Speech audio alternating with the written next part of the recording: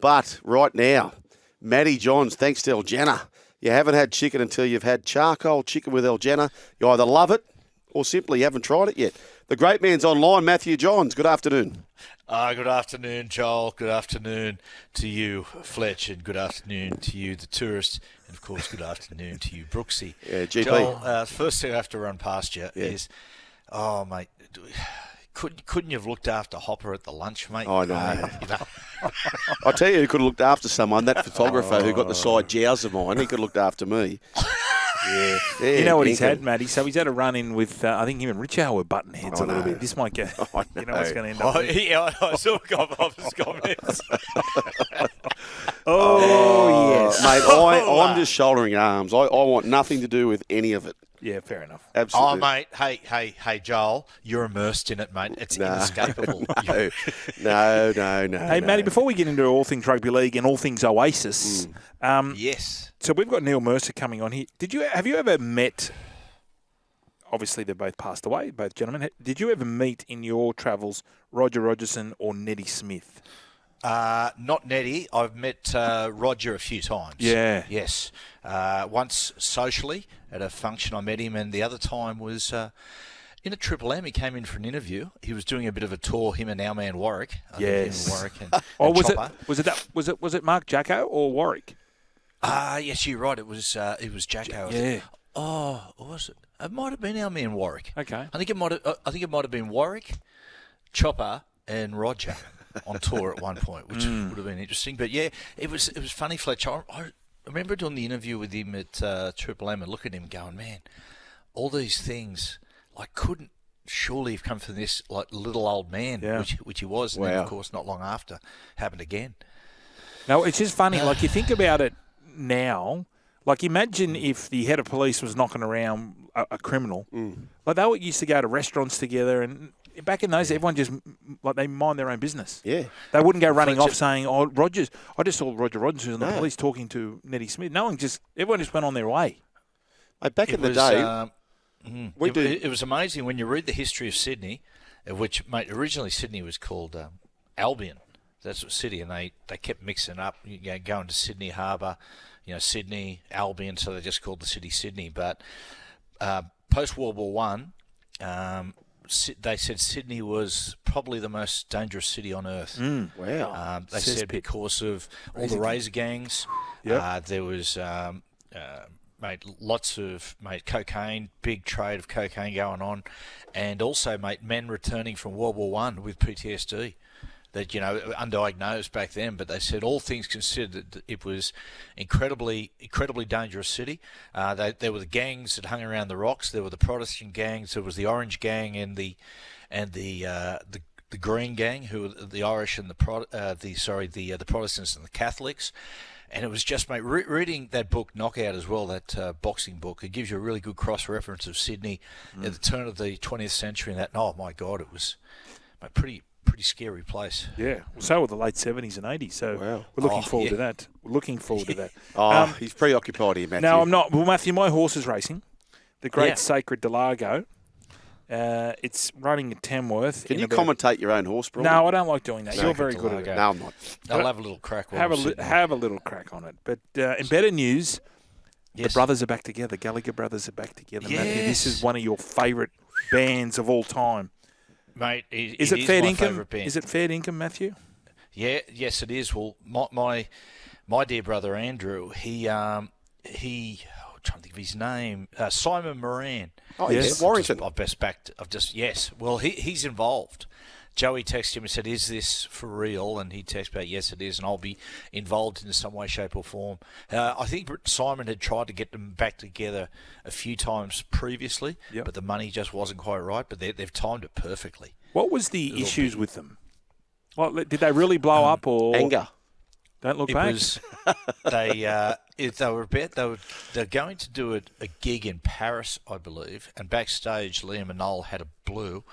Apparently, Liam said something unsavoury about Noel's wife or something at the time. They got into an argument, and Liam attacked Noel with Noel's guitar. Tried to hit him over the head with it, and he just went, "Time's up, we're done." Yeah, a bit unhinged. I know what that's like. Don't worry. I know what it's like, man. Yeah, I know. Well, mate, okay, if Oasis can get back together, surely you two can get back together. Or you're back together anyway. We're getting there. You're getting We're getting there. Thanks to favourite son. Yeah. Now, Matthew, Joel and I have just been talking about the bottom 8. Sorry, the top 8. Who's going to finish 8th? Surprise. Because we get on the NRL ladder. It's a predictor. It's very, very good. I enjoy it. I enjoy those sort of machinations. Just on that, Matthew, I was shocked by this.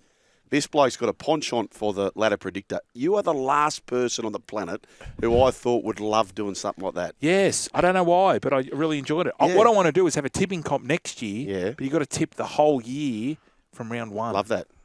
Oh, yeah. Would you like to buy into that? You know what tipping comp should be? Yep. And it's 500 ahead. What are you really gambling with? Tipping comp should be, like, however many people on your comp, however many people get that wrong, you get that points. So if you went... Please don't complicate it, Joel. No, but Brian, if you go on a roughie and the whole world gets it wrong, you just scoop the pool because they all back the favourites. I can't win those. Yeah, but how you know you're going to back a favourite from if it's round 1 or round 22? Doesn't matter. You're just going to go for I mean, look at the doggies.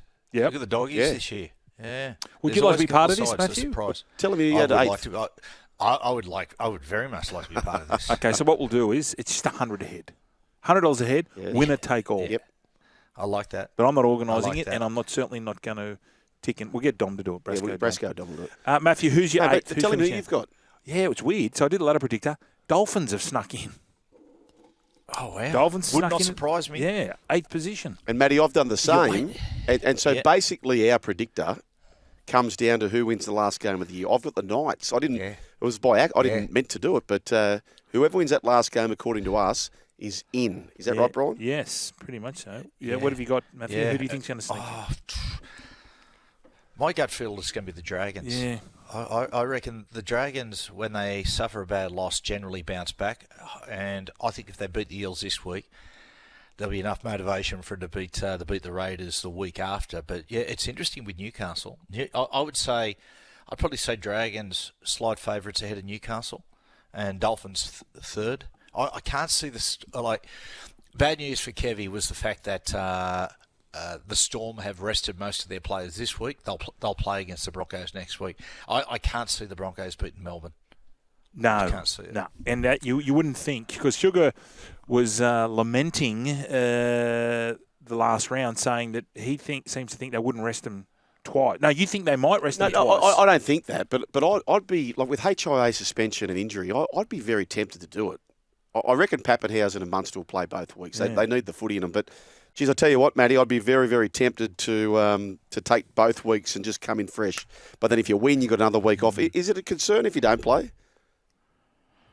Well, I suppose no good, Fletch. No, that's right. Matthew, terrible. Everything was just watching.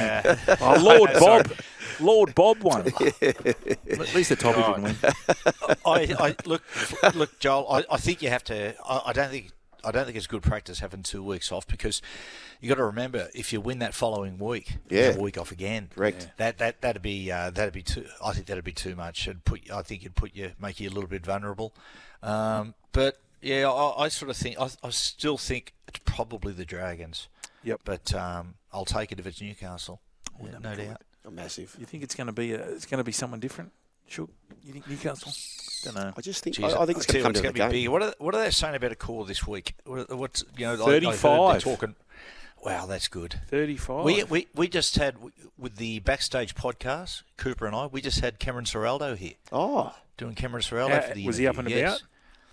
He's good. Yeah, he's a pretty measured guy, Ciro. He's pretty measured, but like, imagine how proud he is of the side. He had some great things to say on Stephen Crichton. Yeah, just talking about his leadership. He said when he signed him, he didn't sign him to be captain. He said like the Stephen Crichton I knew at Penrith, who was 21, was far different to the Stephen Crichton who walked in to Belmore headquarters on day one. He said the moment he walked in, he said in his presence around the players, he said he knew straight away he's going to be our captain. Yeah. He said the boys the boys are just in awe of him.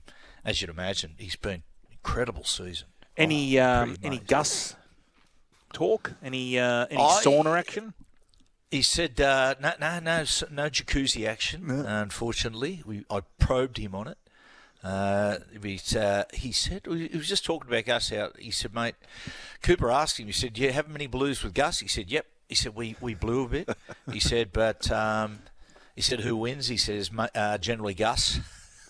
But he said, but he said it's good. He said we argue over certain things and we nut it out. So he gave Gus a massive rap. He said he's been enormous for Ciro. Hey, Matty, Lundy's got a few things to say about if I was running our tipping comp. What would he say? He said, Jesus, Sugar, you would need to do your 4-hour induction to join your tipping comp. Yeah, it's a bit convoluted. Oh, that's very good. So we finished second last. The mighty Sacred Delago finished second last. Oh, Jesus, disappointing. Dear. It's like they're not. I don't have a son, and I probably will never have a son. What do you mean, probably? Well, the factory's closed down. Yeah. Oh, yeah. So, I'm just saying that Britt and I parted ways. Would you do the reversey? No, I don't think so. No. But it just felt like I just had a son. Yeah. Because he's a male, Sacred Delago, and he just was in the 100-metre sprint, and he Don't worry. I was very disappointed. Fletch, yeah. I'll tell you now, mate. You don't have to tell me what it feels like to have a son on the biggest stage and just fail. Yeah, it's not good, is it? Oh, it's not good. What about the short ball? Did you get on board that little doco, Air McNair? Yeah, it was good. Got it. Loved it. Yeah, it was good, wasn't it? Loved it. It was really, really good. So are we thinking, for the listeners out there, it's one of those untold stories. Air McNair was a NFL quarterback. I don't want to give away the plot, but do you think someone else was involved? The sounds of it did. Sounds like it. Yeah, I think so. Yep, I think so. Yeah, without giving too much away, I reckon there was. It's funny, I was sitting there, and I had a couple of beers under my belt, and the first one, when it finished, I went, "Oh, you beauty! I'm looking forward to episode 2." I know. And I went, "Oh no, that's it." Rather open ended. No. You saw Lacey Peterson, didn't you, Matty? The doco? I think so. No, he hasn't. Oh, that's a cracker. I haven't yet. No. Is it? What's Lacey's story? Lacey was murdered by her husband. That's Netflix. To Netflix. Oh, that's a cracker. It's an old story. It's 20-odd years ago, but I remember when it happened. It's just now it's whether or not he actually did it. It's the police. 3 episodes in a row. It is a cracker. It is. Are there more like murder shows these days on streaming than there are murders in the world? No. It just seems like there is just everywhere you look. There's just people killing people and doing stories on it. But it's crime, and that's people love crime. True that. True crime. Yeah, true crime. Isn't it funny? It just grabs you, and you just want to just get involved with it. Matthew, are you still keen on the Penrith Panthers winning the competition? Yes, okay. I am, Fletch. But I think I reckon I've just done the article for this week on this. Look, Fletch, I am, boys.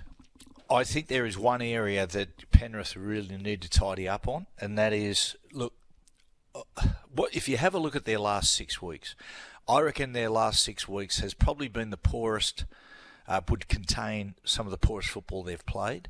They've got themselves, speak about this quite a bit, is that in sport, habits form really easily. Good habits, but mainly bad habits, form really easily. And South are the perfect example. When a couple of seasons ago they just got this little quirk in their game where they were really frivolous with the football. They lost respect for the opposition. They'd bomb tries, didn't really care about it. Didn't hurt them, they'd win the game. But bit by bit, suddenly that quirk started to build in their game. And generally, the bad Souths, that quirk took over the team, and and we saw the effect it had on the team. And their collapse was fairly monumental when it happened. And what we're seeing with the Panthers, Penrith have got themselves into this position where really, I don't know if a slow start is the right answer, but they start so conservatively. And I've admired them for it in the past, their ability to break down a team just bit by bit by bit. But how it's manifested itself now, it's manifested itself on a really slow start, to the point that Penrith are they'll start the game and they'll get themselves to say, righto guys, let's go, let's get into the arm wrestle. And they're happy to stay in the arm wrestle for almost the full 80 minutes.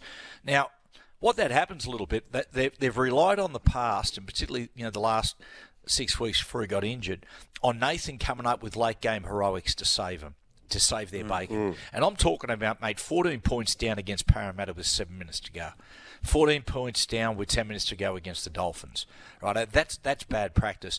And eventually you could see, mate, this is going to catch up with them. Right? And the Chickens have come home to roost the last 2 weeks, where 22-all with Melbourne. Nathan goes off. He's not there for his late game heroics, and they get beat 24-22. The week after is the best example.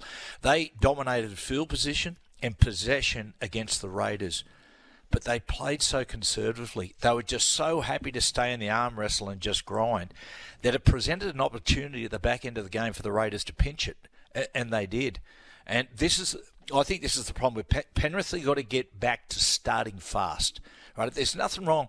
Like, it's essential to be able to get in the grind and arm wrestle. That's essential. But for Penrith, they're such a masterful attacking team.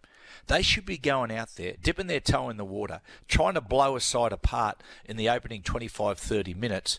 And if the opposition then prove themselves worthy, then go back into the grind, go back into the arm wrestle. But I just reckon they're hopping into the arm wrestle too quickly. And as a result, they're inviting other teams into the fight. Matty, I want to ask one last thing before you go. Obviously, this bunker chat's blowing up at the moment, but I'm just going back to last year. I've got 2 questions for you about this. So last year's grand final, Adam G, who refereed superbly, he was outstanding.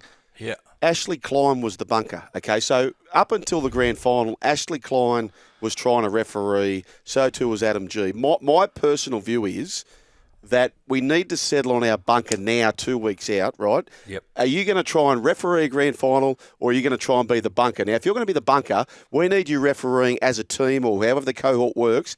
Big games now. There's 9 finals, and the most you'll ever do in one day in the finals is 2 games. We need that same bunker committee to do all. That's the first question I'm asking. Do you think we should settle on that now? And the second thing is, which we could implement as well, the Sua Fa'alogo try. I reckon if you put it to the public, most people would say no try, right? We've got to give the guessing work to the bunker and not have the referees say, oh, look, I think it should be this. Just if you don't know, just send it up. What are your thoughts on those two? Yeah, I think so, Joel. I think so. There's a lot going on. There's talk, and I think a lot of minds going to get together at the end of the year.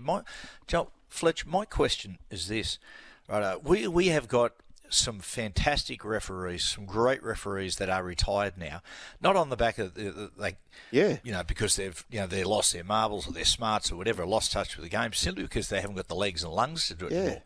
Surely guys like Bill Harrigan and so on, some of those former great referees could sit in the bunker and get the job done. Totally agree. Got to run, Matty. Well done, mate. Thank you for that. We appreciate that. Matthew, just before you go quickly, have you ever had crumpets with salt and pepper and butter on them? Oh, I've had it. No, I haven't. I'm a peanut butter man on my crumpets. Tomorrow, go and try it. He's an El Jana man. We've got to go. Good on you, Matty. El Jana, where charcoal chicken just tastes better.